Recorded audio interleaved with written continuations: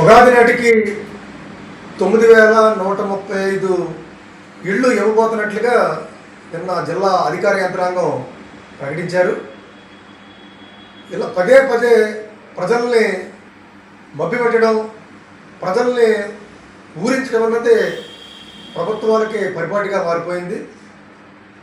అనేక సందర్భాల్లో సంక్రాంతికి ఇళ్ళు ఇస్తున్నామని, ఉగాదికి ఇళ్ళు ఇస్తున్నామని, అలాగే దసరాకి ఇళ్ళు ఇస్తున్నామని గత అనేక సంవత్సరాలుగా ప్రకటనలు చేస్తూనే ఉన్నారు. కానీ వాస్తవంగా కార్యరూపం దాల్చేది చాలా పరిమితంగా ఉంటుంది.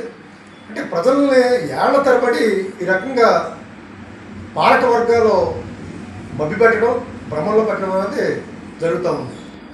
ఇవాళ జిల్లాలో 20,000కి పైగా టిడ్కో ఇళ్ళు నిర్మాణం చేపట్టారు. 10 ఏళ్ళు పూర్తయింది. ఇప్పటికీ కూడా 50% లోపే ఇళ్ళు స్వాధీనం చేయడం జరిగింది. మరి ఈ 10 ఏళ్ల కాలంలో అనేక సార్లు ఇళ్ళు ఇవ్వబోతున్నా వచ్చే ప్రకటనలు ఇచ్చారు. జనవరి సంక్రాంతి, తర్వాత వచ్చే ఉగాది, తర్వాత వచ్చే దసరా పండగలు వెళ్ళిపోయి, కానీ ఇళ్ళు మాత్రం స్వాధీనం చేయరు. ఇవాళ 50% లోపులో వాళ్ళు స్వాధీనం చేసిన అక్కడ కూడా ఎటువంటి మౌలిక సౌకర్యాలు, ఒక డ్రైను కానీ, త్రాగునీరు కానీ, లేదు అక్కడ ఇతర మౌలిక సౌకర్యాలు కానీ ఏర్పాటు లేకపోవడం వల్ల కూడా, అంటే ఈ పారిశుధ్యం కానీ ఇట్లాంటివి ఏమీ లేకపోవడం వల్ల కూడా అక్కడికి నివాసాలు వెళ్ళి అక్కడ కాపులు ఉండలేక కూడా అనేక మంది వెనక్కి వచ్చే సందర్భం కూడా ఉంది. అంతేకాదు 2019-20 మధ్యలో 649 లేఅవుట్లు వేసారు, 1,500 ఎకరాలు సేకరించారు.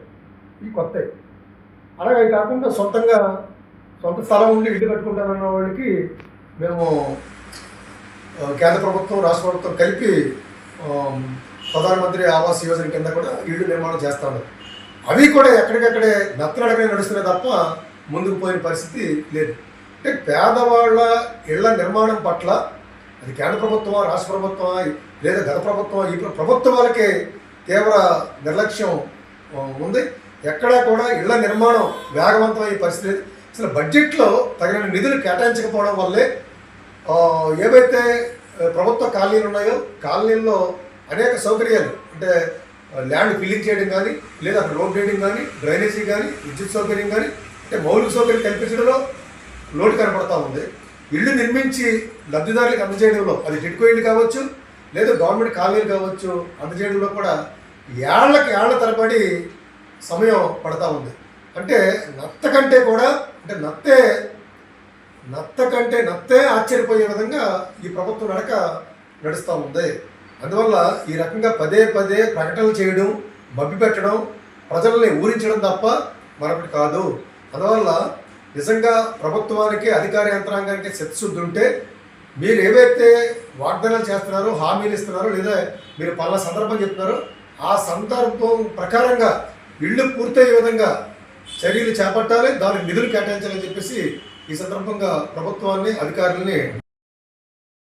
ఆమిక్స్ పశ్చిమ గోదావరి జిల్లాలో మొట్టమొదటిసారిగా మన భీమవరంలో ఐసీఎంఆర్ మరియు ఎన్ఏబిఎల్ సంస్థల గుర్తింపు పొందిన ఆర్టీపీసీఆర్ కోవిడ్-19 lab Amix next gen laboratories. Test చేసిన 6 గంటల్లో మీకు రిపోర్ట్ అందజేయబడును. విదేశాలకు వెళ్లడానికి QR కోడ్ RT-PCR రిపోర్ట్ ఇవ్వబడును. సంప్రదించండి Amix next gen laboratories, old BJP office road, Juvvalapalem road, Bhimavaram 2. Phone 08816 222233.